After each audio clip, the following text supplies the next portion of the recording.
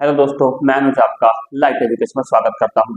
आज हम देखते हैं मराठा कौन थे और कैसे मराठाओं का भारत में उत्थान हुआ और इनका विरोध किस किस ने किया, आखिर इनका युद्ध किस किस से हुआ और कौन थे वीर शिवाजी। सभी बातों को हम इस वीडियो के अंदर जानेंगे। सबसे पहले यदि आप हमारे चैनल पर नए हैं तो प्लीज चैनल को सब्सक्राइब कर लें और बेल आइकन ऑन कर लें। चलिए देखते हैं मराठा कौन थे। सबसे पहली बात बताऊं मैं आपसे कि मराठा एक आंदोलन था।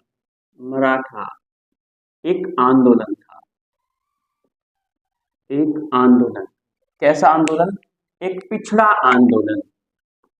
पिछड़ा आंदोलन,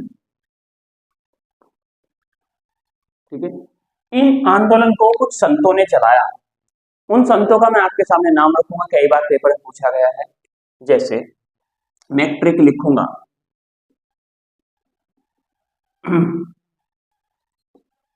ज्ञान के नाम का एक तुक्का राम जी ने मारा। ये वे संत थे जिन्होंने इस आंदोलन को चलाया था। जैसे ज्ञा से क्या हो गया? ज्ञानदेव, नाम से नामदेव, एक से एक नाथ, तुक से तुकाराम और राम से रामदास, ठीक है। ये वे सारे संत थे जिन्होंने इस आंदोलन को आगे बढ़ाया। ये था मराठा आंदोलन का एक बैकग्राउंड। अब हम देखते हैं इसी में आते सबसे पहले वीर शिवाजी। वीर शिवाजी की क्या भूमिका है इस इतिहास के अंदर और वीर शिवाजी ने औरंगजेब से कैसे लोहा लिया और उनको इतना बिल्ड होने में किस किसने साथ दिया, चलिए देखते हैं।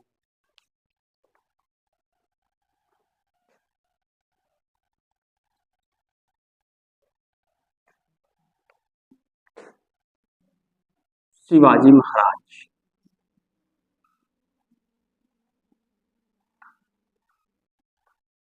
देखिए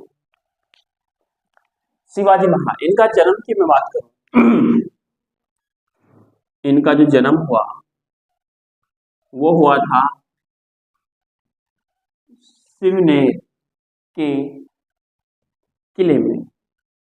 शिवनेर किले पुणे में पड़ता है, पुणे। और ये कब हुआ था? 1627 में। 1627 में, ठीक है। इनका जन्म हुआ। अब जैसे इनका जन्म हुआ, छोटे तो ये थे ही, तो कैसे इनको किसने पाला, ठीक है। सारी बातों को देखेंगे। इनके पिताजी का जो नाम था, पिता, उनका नाम था शहाजी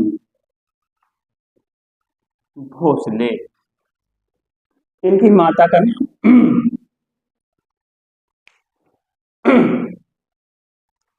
इनकी माता का नाम था माता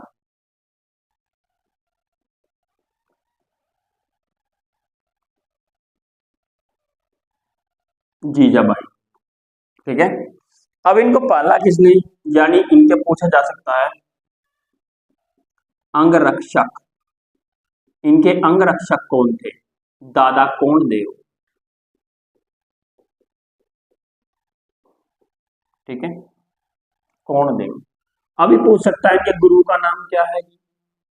इनके गुरु का नाम क्या है? तो गुरु का नाम है इनके रामदास। रामदास। वीर शिवाजी जब बड़े होते गए बहादुर ये थे, लेकिन इनकी हाइट छोटी थी, लेकिन बहुत बहादुर थे, बड़ा जज्बा था, निडर व्यक्ति थे, डरते किसी से नहीं थे। तो इन्होंने अपने शासनकाल में, यानी शिवाजी ने लगभग 35 किले जीते। कितने किले जीते? 35 किलो पर राज करने वाला शिवाजी। मुगलों की नाक में इसने दम कर दिया। औरंगजेब का दिमाग काम नहीं कर रहा था कि क्या करूं, मेरे सामने इतना सा व्यक्ति और इतना निडर, इसको कैसे मारूं? मेरे पास कोई ऑप्शन नहीं है, मैं खुद जाऊं, मैं खुद ना मारा जाऊं। तो इसीलिए शिवाजी को मारने के लिए औरंगजेब एक षड्यंत्र रचता है। एक षड्यंत्र रचता है। इस षड्यंत्र का नाम है, ध्यान रखिए, इसमें अफजल खां को भेजता है। अफजल खां, और अफजल खां को भेजता है कि तू शिवाजी को मार दे। शिवाजी को तो जब अफजल खां और शिवाजी की भेंट होती है,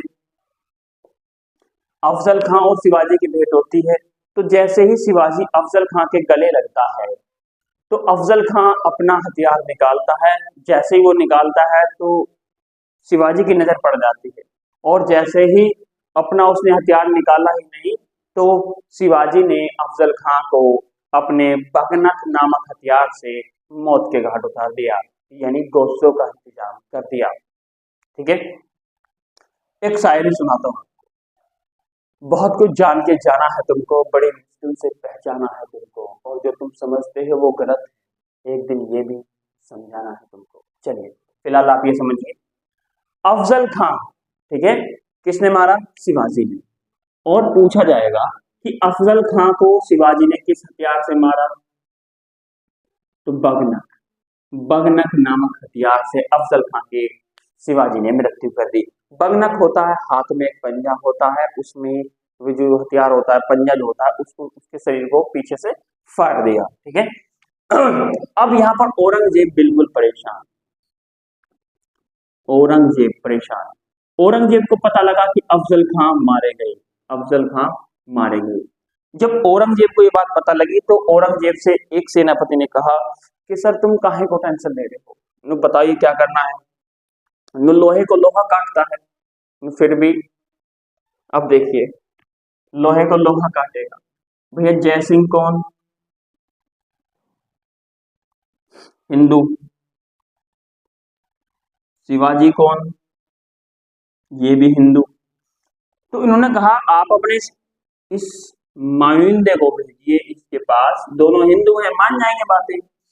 तो जय सिंह जाते हैं शिवाजी के पास और अपनी बात रखते हैं और एक संधि करते हैं। क्या करते हैं? एक संधि करते हैं। इस संधि का नाम था पुरंदर की संधि। क्या नाम था? पुरंदर की संधि। 1665 में हुई पुरंदर की संधि, 1665 में हुई। क्या कहा गया इस संधि में? जी हाँ, गौर से देखिएगा इस क्वेश्चन को। इस संधि में 35 किले किसके पास थे? मैंने आपको पहले ही बताया, शिवाजी के पास थे। तो जय सिंह कह रहा है कि मुझको आप कुछ किले दे दो। तो शिवाजी ठहरे आपके उदार लिबरल व्यक्ति, तो शिवाजी ने जय सिंह को 23 किले दे दिए, बाकी 12 अपने पास रख लिए। अब ये थोड़ी पता था कि जय सिंह भी गद्दार निकलेगा, वैसे अपने ही अपनों को काटते हैं, मैं आपसे बताऊं। ठीक है जी, अपने ही अपनों को काटते हैं। अब देखिए, समझिए इस बात को। पुरंदर की संधि 1665, 23 किले किसके पास चले गए? जय सिंह के। इसके पास कुल बेचारे कितने किले रह गए? 12 किले। लेकिन फिर भी ये गुजर बसर करता रहा। ये बात है 1665 की। लेकिन शिवाजी 1666 में गिरफ्तार कर लिए। अब भाई साहब बताओ, किले भी दे दिए और गिरफ्तारी।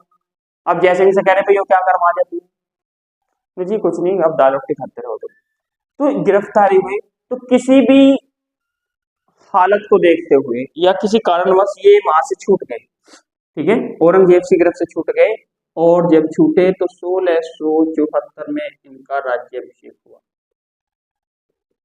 राज्याभिषेक हुआ। ठीक है, शिवाजी का।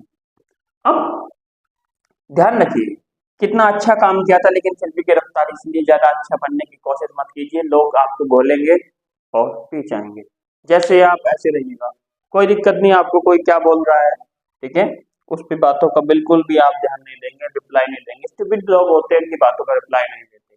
अपने टारगेट को हिट करें। जीवन इतना बड़ा भी नहीं है, इतना छोटा भी नहीं, एक दिन काटना भारी हो जाता है। ठीक है, इसलिए आप अपने टारगेट को हिट करें। 1674 में राज्याभिषेक हुआ। ध्यान रखिए, ये जो शिवाजी थे, शिवाजी के पास सेनाएं कम थी, तो ये पहाड़ होते थे इस तरह से, जहां शिवाजी रहते थे। यहाँ मान के लिए शिवाजी है, और ये एक रास्ता है।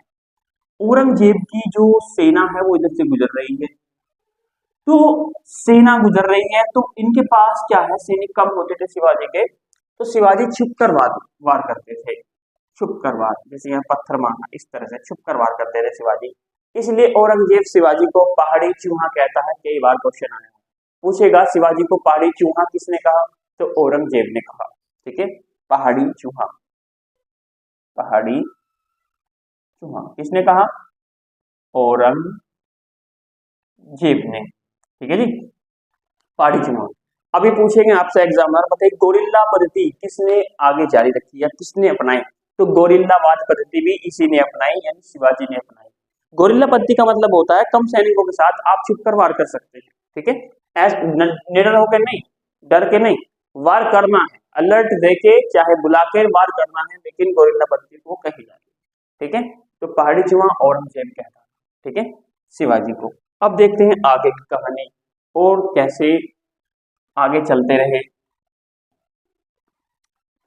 सभी इसको नोट कर लेंगे अच्छे से, आपके एग्जाम में बार बार ये क्वेश्चन पूछे जाते हैं। अफजल खां बगना, ठीक है, अंगरक्षक, और इसकी एक कैपिटल्स भी रह गई है, कैपिटल्स भी हम देखते हैं। इनकी राजधानी क्या थी जी? इनकी राजधानी रायगढ़। रायगढ़, वो बात अलग है कि वो पटना से जिंजी जंजीर से फिर सतारा पहुंचे, वो केस अलग है। अब देखते हैं जो मराठा थे उनमें जो शिवाजी थे। अब शिवाजी 1674 में इनका राज्याभिषेक हुआ। ठीक है,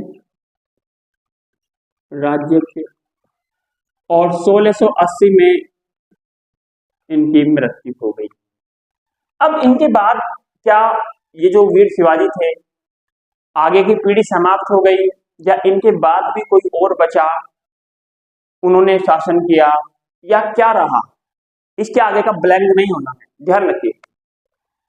वीर शिवाजी,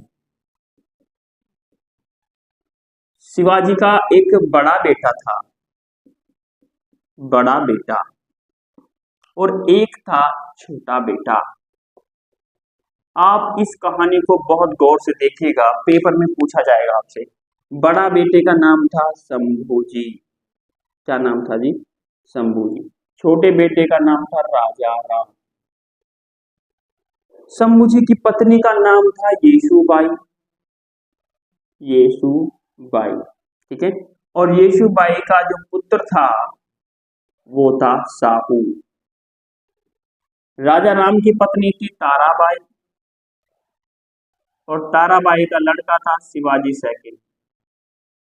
शिवाजी सेकंड, और ये दोनों के दोनों सतारा पर आना चाहते हैं। महाराष्ट्र में पड़ता है, और इन दोनों में अब ये लड़ाई है, इनमें और इनमें, कि सतारा पर कौन जाए।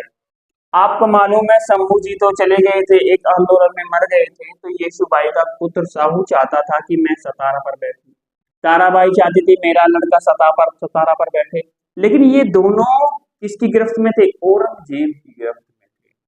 औरंगजेब ने इनको जेल में कैद किया हुआ था।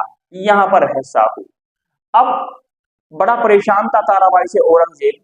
किसी ने सलाह दी कि औरंगजेब आप अपने हाथ गंदे ना कीजिए, आप सिर्फ साहू को छोड़ दें, क्योंकि ताराबाई कहाँ गई यहाँ, और ये नहीं चाहता कि मेरे सामने यहाँ कोई बैठे, तो इसको रिहा किया गया। और जैसे वो यहाँ आया, इन दोनों पर, ताराबाई और शिवाजी सेकंड पर हमला कर दिया। इसलिए शिवाजी सेकंड और ताराबाई सतारा को छोड़कर कोल्हापुर चली गई। कोल्हापुर चली गई, ये क्वेश्चन आता है, ठीक है, कोल्हापुर चली गई। यहीं से शुरुआत होगी पेशवाओं की, कि पेशवा कौन थे। आखिर साहू जी ने बालाजी विश्वनाथ को कैसे पेशवा बनाया, और पेशवा एक पद था तो वो कितना शक्तिशाली था। आखिर कौन थे बाजीराव मस्तानी, आप देखेंगे नेक्स्ट वीडियो में। हम बात करेंगे पेशवाओं की इसी से आगे टॉपिक पर। तब तक के लिए धन्यवाद।